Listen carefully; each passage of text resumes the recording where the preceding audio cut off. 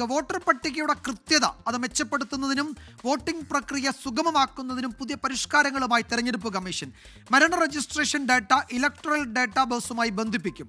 ഇതിലൂടെ മരിച്ചവരുടെ പേരുകൾ വോട്ടർ പട്ടികയിൽ നിന്ന് നീക്കം ചെയ്യാൻ കഴിയും. വോട്ടർ സ്ലിപ്പിന്റെ ഡിസൈൻ പരിഷ്കരിക്കാനും തീരുമാനിച്ചിട്ടുണ്ട്.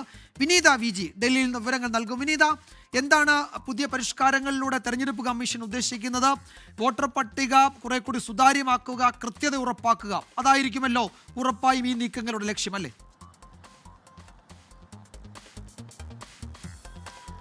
തീർച്ചയായും വിജയകുമാർ, പ്രധാനപ്പെട്ട 3 പരിഷ്കാരങ്ങളാണ് ഇപ്പോൾ ഈ തെരഞ്ഞെടുപ്പ് കമ്മീഷൻ ഏർപ്പെടുത്താൻ തീരുമാനിച്ചിരിക്കുന്നത്. ഏറ്റവും പ്രധാനമായും അവർ പറയുന്നത് ഈ വോട്ടർ പട്ടികയുടെ കൃത്യത മെച്ചപ്പെടുത്തുന്നതിനും ഒപ്പം തന്നെ ഈ വോട്ടിംഗ് പ്രക്രിയ അത് കൂടുതൽ സുഗമമാക്കുന്നതിനുമായാണ് ഈ പുതിയ പരിഷ്കാരങ്ങൾ എന്നുള്ളതാണ് പറഞ്ഞിരിക്കുന്നത്.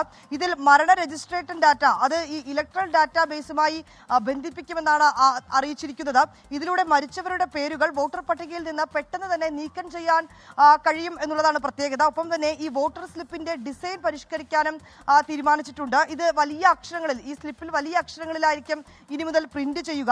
ഒപ്പം തന്നെ ഫോട്ടോ കൂടുതൽ വ്യക്തമാകുന്ന തിരിച്ചറിയൽ കാർഡ് നൽകാനും തീരുമാനിച്ചിരിക്കുകയാണ്. ഈ സ്ലിപ്പുകളിൽ ചെറിയ അക്ഷരമാകുമ്പോൾ കൃത്യമായി ഈ ബൂത്തുകൾ കാണാൻ കഴിയാതെ പോകുന്ന അവസ്ഥയൊക്കെ ഉണ്ട്. അത്തരം അവസ്ഥകൾ ഒഴിവാക്കാൻ കൂടി വേണ്ടിയാണ് ഈ വലിയ സ്ലിപ്പിൽ വലിയ അക്ഷരങ്ങളിൽ പ്രിന്റ് ചെയ്യുന്നത്. ഇത് വോട്ടർമാർക്ക് പോളിംഗ് സ്റ്റേഷനുകൾ കണ്ടെത്തുന്നതിനും തിരിച്ചറിയുന്നതിനും ഒക്കെ കൂടുതൽ സഹായിക്കുമെന്നാണ് അറിയിച്ചിരിക്കുന്നത്. ഒപ്പം തന്നെ ഈ നമ്പറുകൾ രേഖപ്പെടുത്തിയിരിക്കുന്ന ഭാഗം കൂടുതൽ പ്രാധാന്യത്തോടെ പ്രദർശിപ്പിക്കുമെന്നും അറിയിച്ചിട്ടുണ്ട്.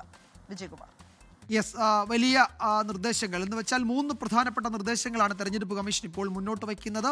അത് ഈ വോട്ടിംഗ് പ്രക്രിയ സുഗമമാക്കുന്നതിനുള്ള പരിഷ്കാരങ്ങൾ എന്ന നിലയിലാണ് തെരഞ്ഞെടുപ്പ് കമ്മീഷൻ ഇപ്പോൾ അത് അവതരിപ്പിക്കുന്നത്. വിനീത വി ജിയാണ് വിവരങ്ങൾ നൽകിയത്.